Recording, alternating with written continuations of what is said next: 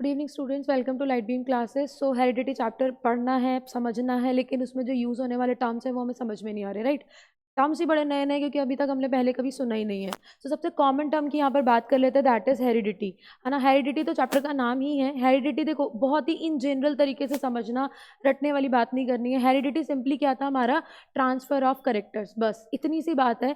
Heredity मतलब transfer of character means transfer of genetic material from parents to the offspring is heredity. Then बात करते हैं genetics की। Genetics क्या था? Genetics is the study of transfer of genes, characters और variation. देखो genetics क्या है, एक ब्रांच है। जेनेटिक्स बायोलॉजी की ब्रांच है जो डील करती है, जो ये बताती है कि कोई भी जीन ट्रांसफर हो रहा है, वेरिएशंस क्यों आ रहे हैं, कोई भी करेक्टर ट्रांसफर हो रहा है तो क्यों हो रहा है, what are the reasons behind it. तो ये सारा कुछ हम किस में कवर करते हैं? जेनेटिक्स में कवर करते हैं। देन बात करते हैं वेरिएशन की, और एग्जाम पॉइंट ऑफ व्यू से भी बता दूं, वेरिएशन बहुत ज़्यादा इंपॉर्टेंट है। जितने ज़्यादा स्टार मार्क कर दिए जाए ना उतने कम है इसके लिए। वेरिएशन सिंपली आपको क्या याद रखना है? चेंजेस। वेरिएशन सिंपली क्या है?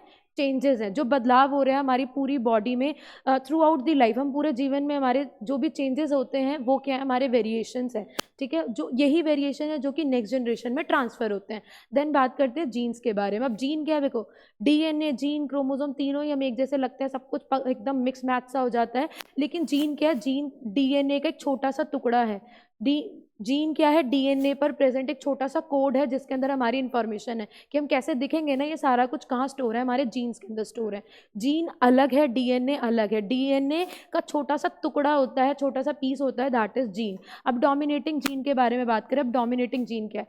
देखो पहले से कुछ भी डिसाइडेड नहीं होता कि कौन डोमिनेटिंग है कौन डोमिनेटिंग नहीं है। डोमिनेटिंग जीन की बात करें तो सिंपली वो एक जीन जो अपना इफेक्ट शो करे, जो अपना करेक्टर शो करे, जो खुद को एक्सप्रेस करे अगली जनरेशन में, वो क्या होता है? डोमिनेटिंग जीन होता है। और रिसेसिव जीन वो होता है बेटा जो हमारी बॉडी में आया तो है ना, हमारे पेरेंट्स से हमारी बॉडी में आया तो है, बट उसका कोई असर नहीं दिखा, उसका कोई करेक्टर नहीं दिखा, है ना। तो वो क्या होगा? रिसेसिव। डोमिनेटिंग वो जो अपना करेक्टर शो करे, जैसे कि हमारे जो करेक्टर आ रहे हैं physical character, that is dominating gene. और वो जीन जो बॉडी में तो प्रेजेंट है लेकिन अपना असर नहीं दिखा पा रहा, अपना करेक्टर नहीं शो कर पा रहा, वो क्या हमारा? रिसेसिव जीन है।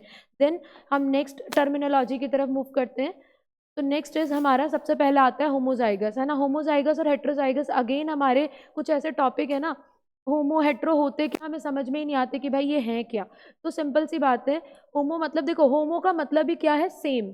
होमो का मतलब सेम, रटने वाली बात ही नहीं है, सेम। देखो जब सेम जीन, जब सेम पेयर ऑफ जीन मिलता है, देखो ये सेम पेयर ऑफ जीन जब जाके मिल रहा है ना, तो ये क्या है? होमोजाइगस। जाइगस मतलब जो पेयरिंग हुई है, पेयर ऑफ जीन। अगर सेम जीन जुड़ गए आके, डोमिनेटिंग डोमिनेटिंग, ये ड्वार्फ के लिए आ गया, मतलब जो रिसेसिव आ गया, सेम। अगर ये सेम है तो होमो। अगर ये जो पेयर बना है, ये जो पेयर बना है अगर ये डिफरेंट है, भाई एक जीन जो था वो ए है दूसरा बी है, तो ये हेट्रो है ना, ये तो हमें पता ही है। अगर ये दोनों ही ए हो गए तो ये क्या है? ये होमोजाइगस है। होमोजाइगस जिसमें सेम पेयरिंग, हेट्रोजाइगस जिसमें डिफरेंट पेयरिंग, है ना, इजी।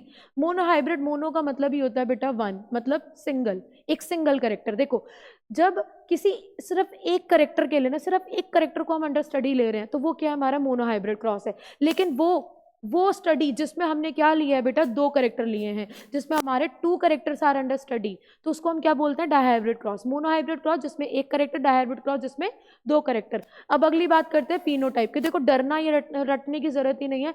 पी से पीनोटाइप, पी से हम क्या याद कर लें? फिजिकल करेक्टर, है ना।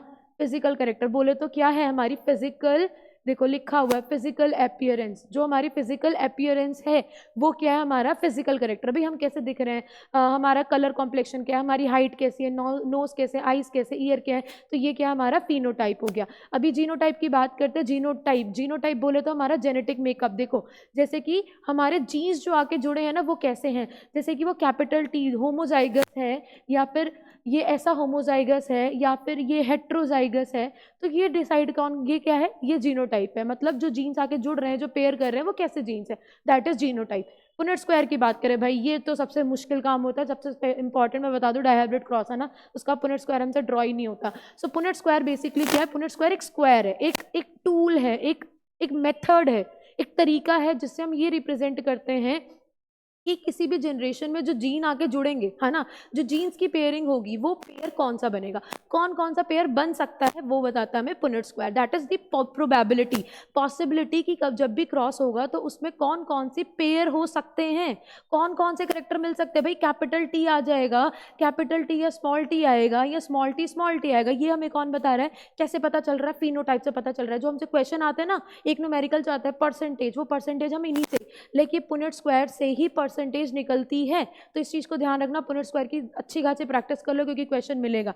देन नेक्स्ट आता है हमारे हैप्लॉइड और डिप्लॉइड। ये भी बड़ा ही ना कंफ्यूजिंग से टर्म रहता है, मैं समझ ही नहीं आते क्या है। देखो हैप्लॉइड क्या, a single set of unpaired chromosome, unpaired chromosome, unpaired chromosome और पेयर्ड क्रोमोसोम। देखो सिंपल सी बात है, देखो क्रोमोसोम्स जो होते हैं वो पेयर में होते हैं, 23 पेयर ऑफ क्रोमोसोम हमारी बॉडी में होते हैं। अगर देखो क्रोमोसोम इस तरीके से पेयर्ड है, ये पेयर है, तो ये क्या है बेटा, डिप्लॉइड हो गया। अगर ये क्रोमोसोम, ये पेयर, जो पेयर ऑफ क्रोमोसोम अगर सेपरेट हो गया तो ये क्या हो गया बेटा, हैप्लॉइड। ये हमारा क्या है, डिप्लॉइड है, और ये क्या है हमारा, हैप्लॉइड है। ठीक है, होमो, हेट्रो, मोनो, डाई, फिनो, जीनो, पुनेट, हैप्लॉइड और डिप्लॉइड, ये हो गई पूरी कहानी। दैट इज हमारा पूरे चैप्टर का सम अप हो गया एक क्विक रीकैप में। सो ये था पूरा का पूरा ओवरऑल, सारे के सारे टर्म्स इसमें कवर हो गए। टर्म समझ लो, चैप्टर अपने आप समझ में आ जाएगा। Thank you so much.